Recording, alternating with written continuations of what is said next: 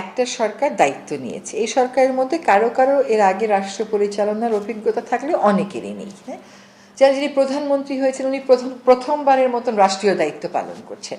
ফলে একটা সরকারকে আমরা 6 মাস অন্তত সময় দিব কাজ গুছিয়ে নিতে, কিন্তু এই 6 মাসে তাদেরকে আমরা অবজার্ভ করব।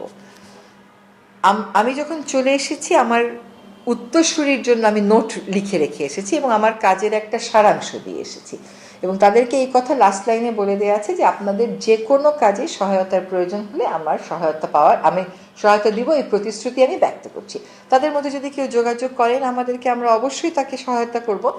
পরিবেশ এমন একটা বিষয়, এটা কেবল সরকার এককভাবে পারে না, নাগরিক সমাজও এককভাবে পারে না। সরকার আর নাগরিক সমাজ যখন একত্রিত হয়, আমাদের শক্তিটা যখন এক হয়, তখন কিন্তু এই সমস্যাগুলো সমাধান ত্বরান্বিত করা সম্ভব হয়। আমি আসলে সফল ব্যর্থ এটা বলবো না। আমি এটা এর আগেও বহুবার ব্যাখ্যা করেছি যে 1.5 বছরেই যদি সফল হওয়া যায় তাহলে নির্বাচিত সরকারগুলো 5 বছর সময় নেয় কেন? একটা টেন্ডেন্সি আছে কিছুই হয় নাই, ব্যর্থ ব্যর্থ ব্যর্থ, এই কথাগুলো বলা। সবকিছু হয়ে যাওয়ার কথা ছিল না, কাজগুলো শুরু হওয়ার কথা ছিল। আপনি কোনোদিন কোনো উপদেষ্টাকে দেখেছেন যে পাথর উত্তোলন রোধে ফিল্ডে গেছে এবং তার গাড়ি আক্রান্ত হয়েছে? দেখেন নাই।